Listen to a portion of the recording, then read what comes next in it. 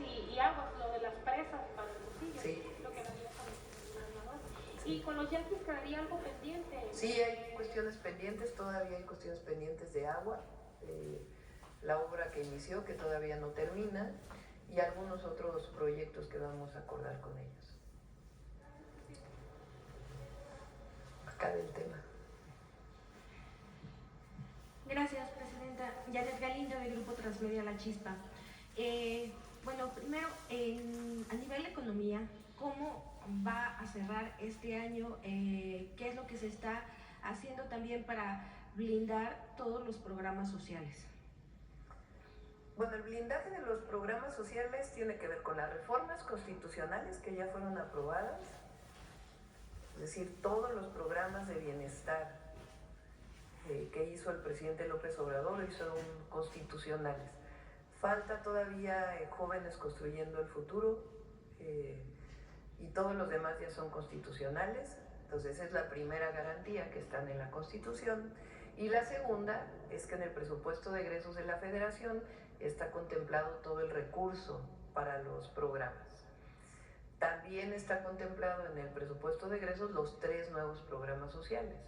El programa de mujeres de 63 y 64, después nos vamos a ir a 60-62.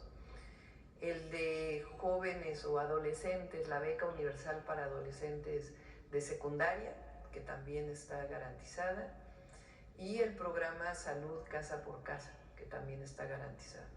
Entonces los programas están garantizados por la Constitución y porque hay el presupuesto para que el próximo año se puedan destinar.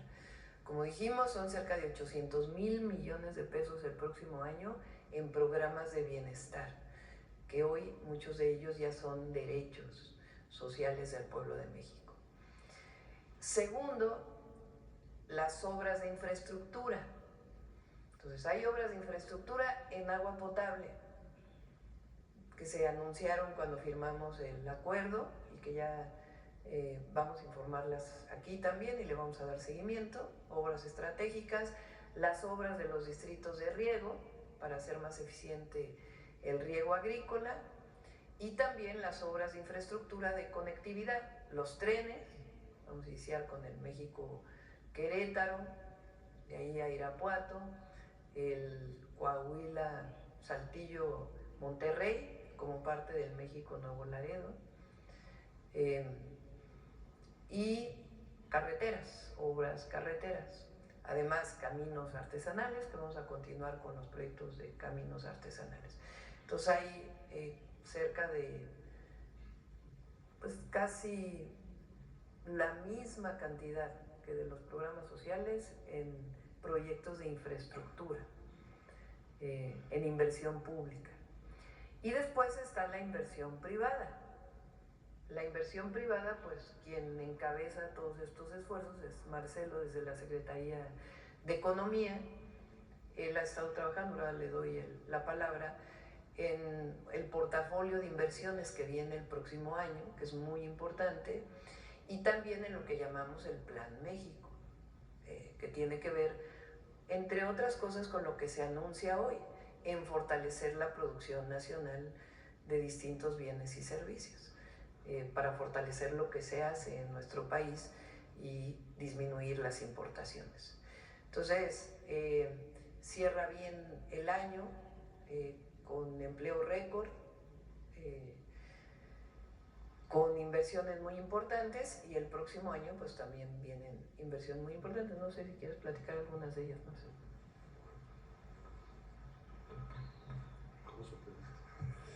Bueno, efectivamente hemos estado trabajando el portafolio de inversión para 2025, que es el portafolio de inversión.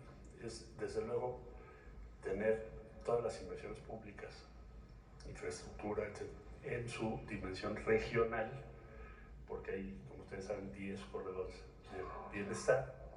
Entonces tenemos que saber en dónde estamos haciendo qué en el territorio. Y el esfuerzo con iniciativa privada es tener también las principales inversiones privadas para que hagamos sinergia entre unos y otros. Si eso no lo tienes disponible, es muy difícil ser eficaz o ser oportuno para facilitar las inversiones. Entonces hemos estado trabajando con muy diversas asociaciones. Por ejemplo, si ustedes me preguntan ahorita qué va a ser la industria automotriz, cuál es la carta de navegación para el año entrante, como hemos estado trabajando en esto, ya tenemos muy claramente identificadas cuáles son las inversiones específicas, no solo generales, agregadas, sino en qué se traducen. Muchos son proveedores, autopartes, en nuevos procesos, cómo acercamos a México a la producción de baterías para los vehículos eléctricos, por ejemplo.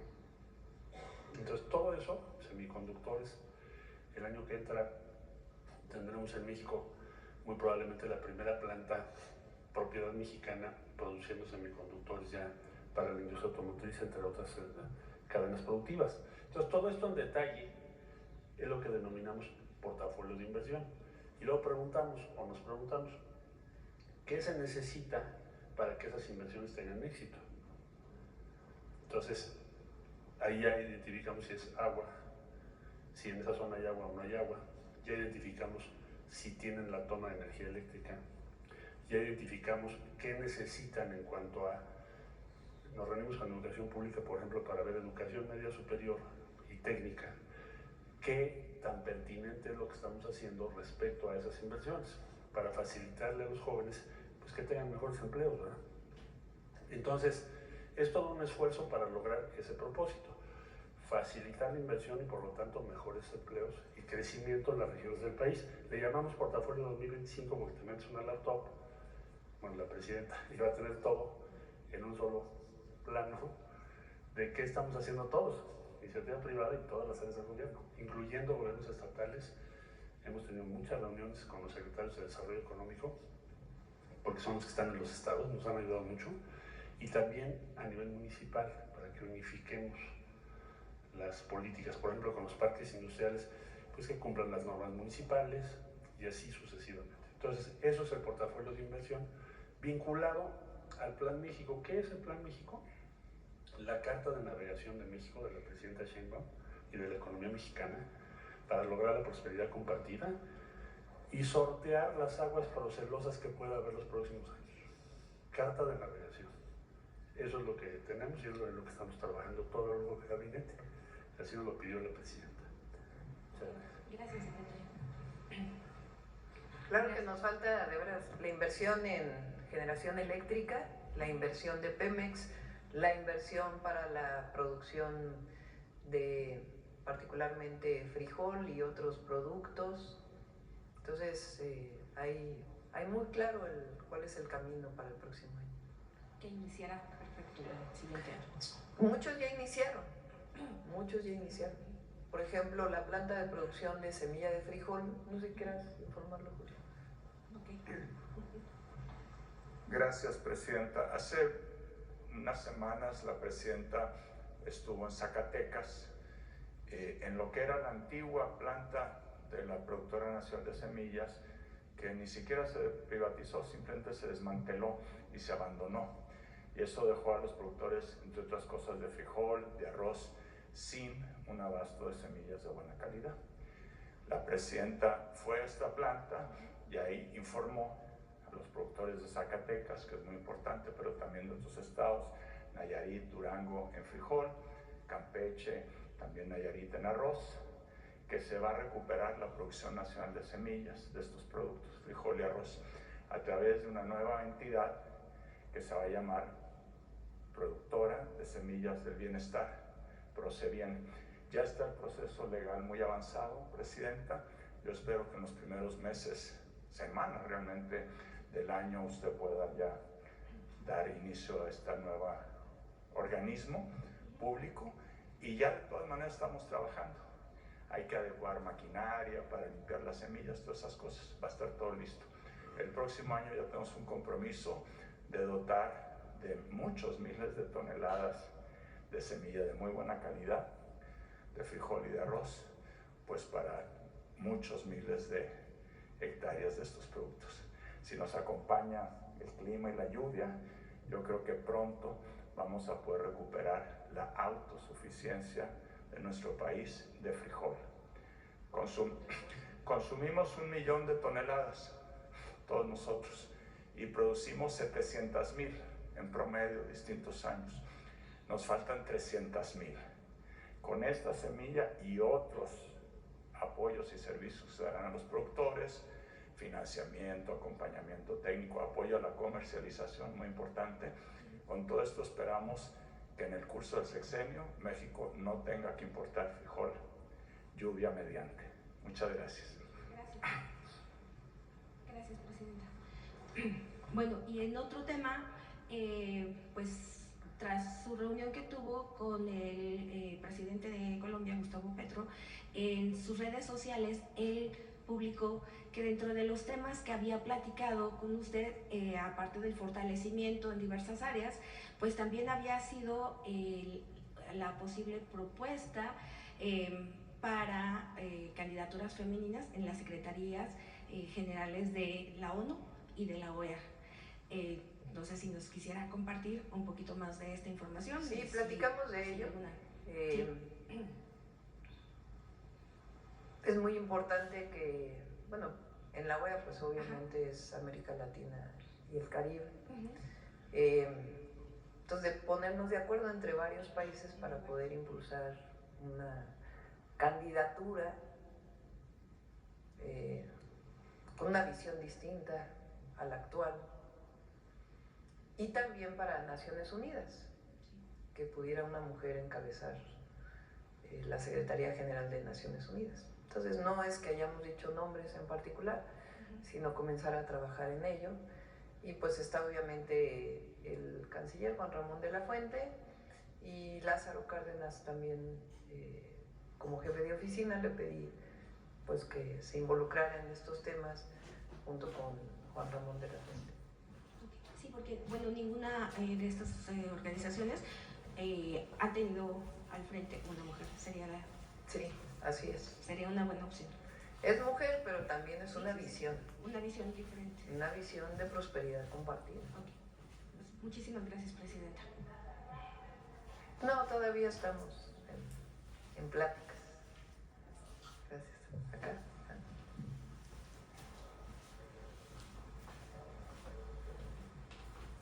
Buenos días, presidenta. Hans Salazar, de Noticiero en Redes. A propósito de todos estos datos, también se han revelado en un balance preliminar de la CEPAL, reconoce el avance de la lucha contra la pobreza en este 2024 y pues resalta los programas sociales y el aumento a los salarios mínimos. Dice también la CEPAL en este informe que sugiere aprovechar la tendencia de la relocalización en el tema también económico, y también comenta que de las principales ingresos a América Latina, obvio México, es el tema de las remesas, lo que envían nuestras migrantes en el transcurso de todo el año, porque incluso se va a romper un récord también de acuerdo a los últimos datos en lo que se está enviando.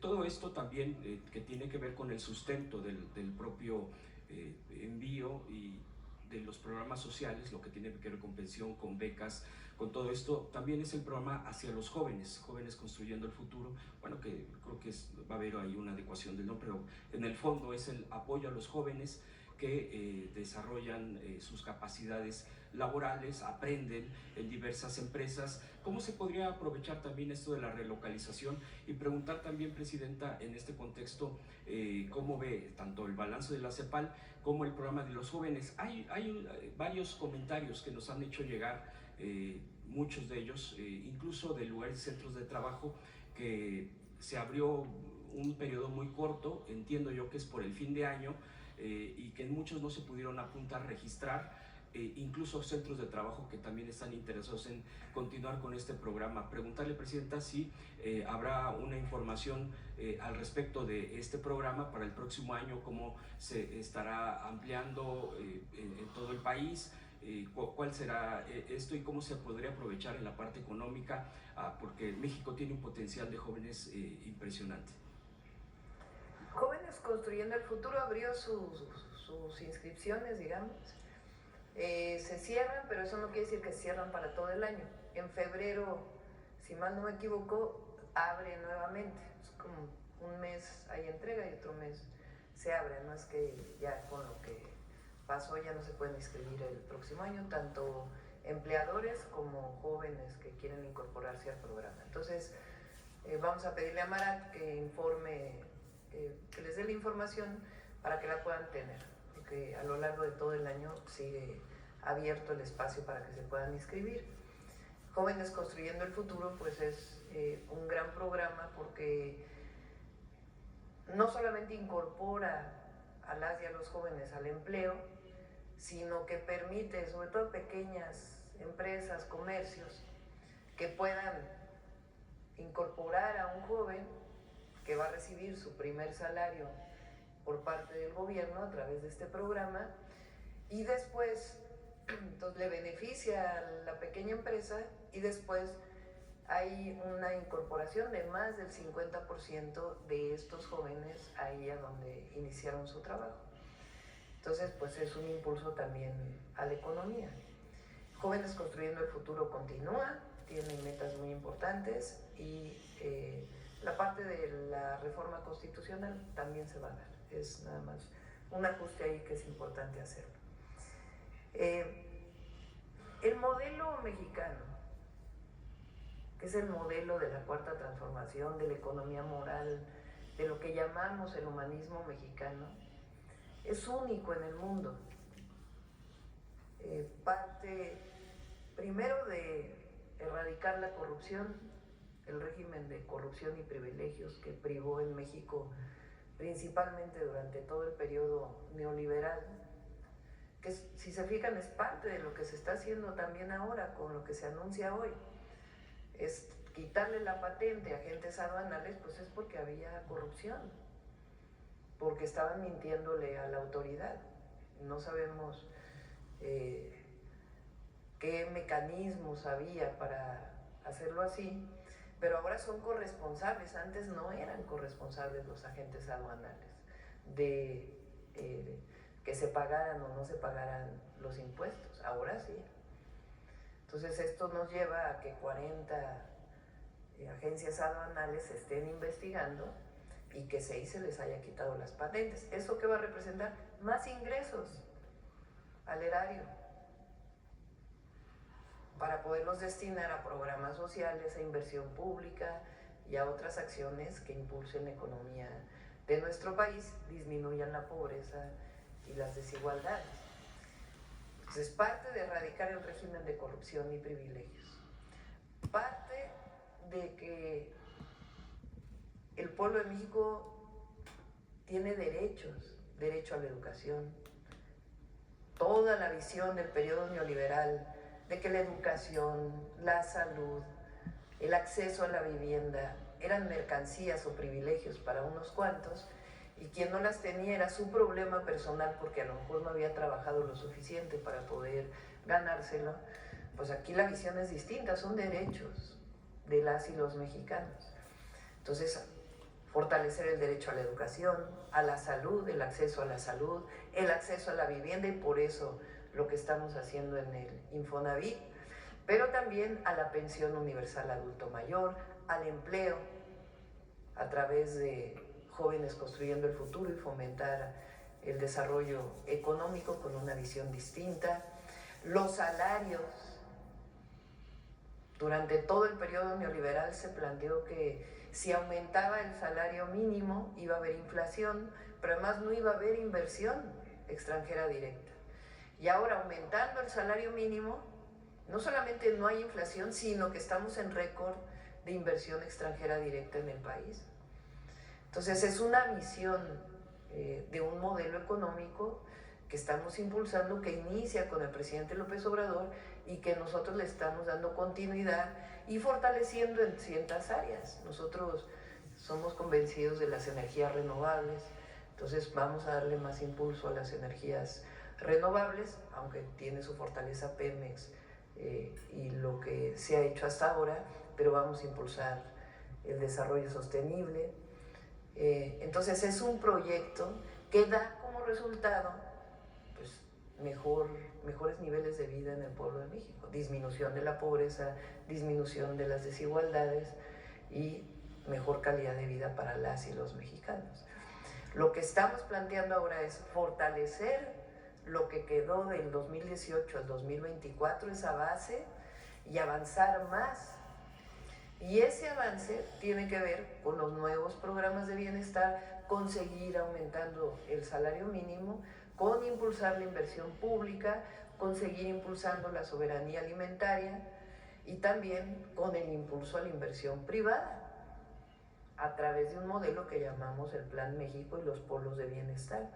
Y ahí pues la defensa que estamos haciendo también del Tratado Comercial México, Estados Unidos, Canadá, que ha ayudado a Canadá, ha ayudado a México y ha ayudado a Estados Unidos. Y la relocalización de las empresas pues es justamente producto de este tratado y de una visión de que la globalización y la producción, particularmente en China, pero también en otras regiones de Asia, pues ha generado problemas de competitividad a la economía de Estados Unidos, pero también de América. Entonces, vamos a seguir impulsando la relocalización de las empresas de Estados Unidos y de otros países, privilegiando con aquellos países que tenemos tratado comercial, pero impulsando que se fabrique en México una buena parte de lo que hoy importamos. Entonces, esa es la visión y por eso está dando resultados. Hay una visión, hay un proyecto, hay un modelo, hay un pensamiento y al mismo tiempo hay resultados. Porque podría haber esto y no haber resultados. Eso le da una fortaleza al modelo del humanismo mexicano que no tienen otros países.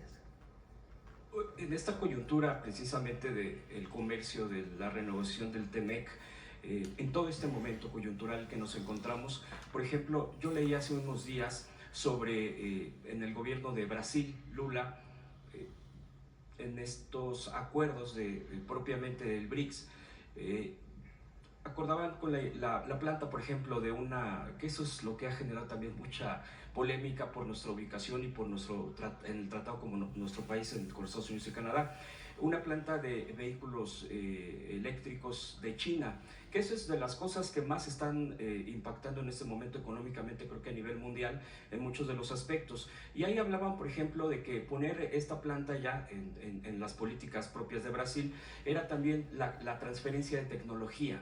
Es decir, no solamente es llegar, generar empleos, etcétera, sino también la transferencia de tecnología. ¿Cómo se está aprovechando? ¿Cómo se puede aprovechar a propósito de esta coyuntura y poder renegociar con empresas que se instalen en México, que sí generen empleos, pero que también que los jóvenes aprendan, que conozcan las cosas también que traen estas empresas, pero que también se formalicen en estos acuerdos, en estos convenios, y que universidades como la UNAM, por poner un ejemplo, hay muchas universidades que están haciendo un excelente trabajo, la propia secretaría que de CONACYT a secretaría será cómo aprovechar esta transferencia y si se está poniendo atención en eso, Presidenta. Sí, por un lado es transferencia tecnológica de las empresas que se puedan instalar en México. Ahora estamos haciendo varias cosas en ese sentido y particularmente en el Instituto Nacional de la Propiedad Intelectual para fortalecer las patentes mexicanas. Ahora, México tiene una fortaleza muy grande que no se ha traducido en todo su potencial para el desarrollo tecnológico y es justamente uno de los planteamientos que hicimos en los 100 puntos que presentamos en el Zócalo.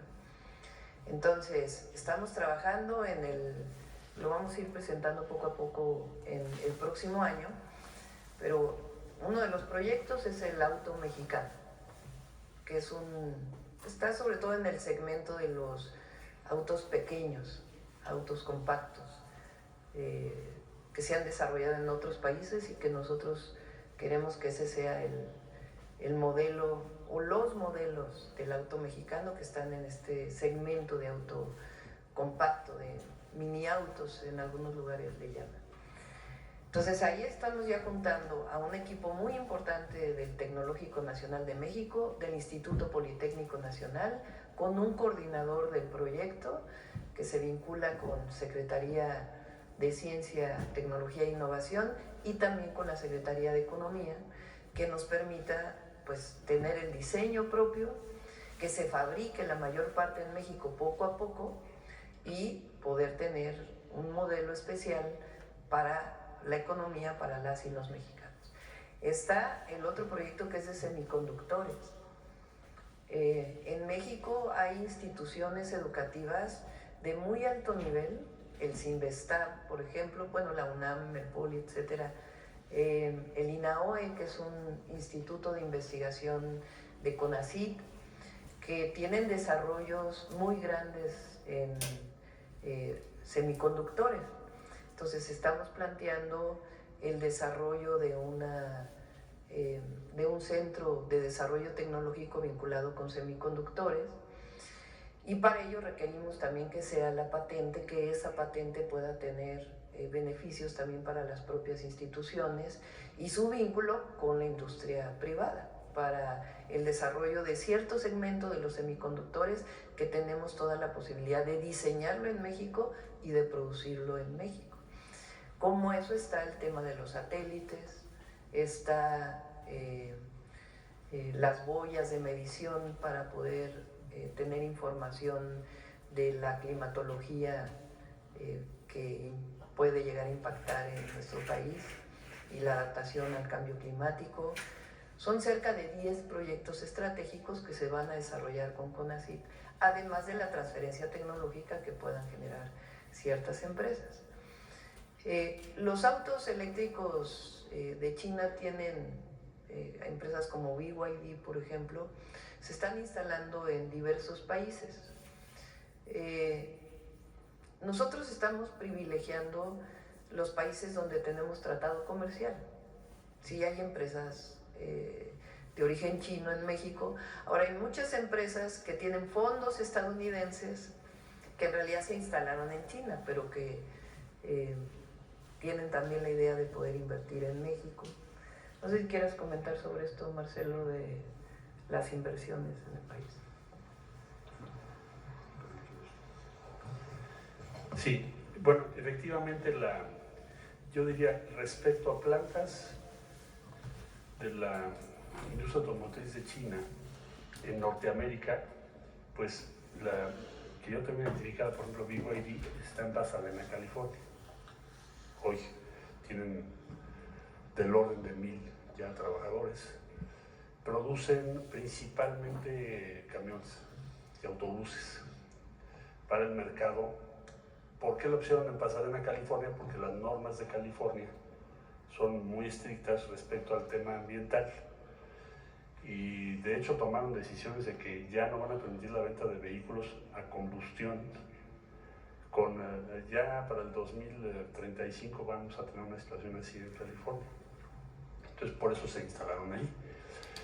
Este tema sobre todo en los últimos meses, se ha politizado mucho en función de un estudio de una empresa en Estados Unidos que señalaba que México estaba siendo el lugar en el que estábamos haciendo la producción dentro del Tratado de Libre Comercio. Esto es falso por dos razones. Primera, muy breve, no podemos exportar nada que no cumpla las reglas de origen. Las reglas de origen te obligan a que el 70% de tu vehículo sea hecho en Norteamérica. Entonces es evidentemente falso el argumento. Además de que no tenemos ninguna planta todavía. Y el segundo argumento que se manejaba es que nosotros estamos promoviendo la inversión de muchísimos productos, de muchas plantas provenientes de China para eludir el tratado, que también es falso, porque sí hay inversión, pero siempre en las exportaciones mexicanas se observa la regla de origen. ¿Por qué se hace esto?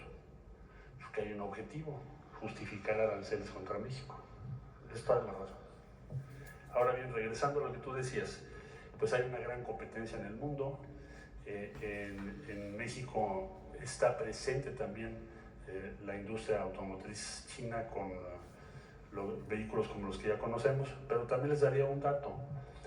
La marca principal fabricante de vehículos que importa desde China a México es General Motors, no BYD. Es más o menos el 40% del total de los vehículos que se importan a México. Tampoco lo dicen en sus comentarios. ¿Por qué? Me preguntarás tú. ¿Por qué razón? Bueno, pues porque General Motors tiene una joint venture en China, que es el segundo mercado del mundo, ya va a ser el primero en industria automotriz. Tiene una joint venture con una empresa en China para producir vehículos que venden en China. Y una parte de esos vehículos los traen a México para venderlos en México, no en Estados Unidos. Entonces, simple y llanamente, el 40% viene de esa planta, de esas importaciones que provienen de China. Entonces está muy exagerado el tema por lo que hace México en los últimos comentarios que hemos visto, porque tiene un objetivo: justificar aranceles que de otra manera no van a tener ninguna justificación, u otras medidas comerciales. Ahora, mientras cumplan las normas que México tiene establecidos, pues nosotros vamos a seguir permitiendo pues, que vengan vehículos, por ejemplo, de Tailandia, de Kia. Es otra fuente de importación importante. Tienen derecho, además hay un cupo establecido. Cupo quiere decir que si tú produces vehículos puedes importar un cierto número. Entonces, pues esa es la posición que nosotros tenemos y seguiremos adelante en esa misma línea.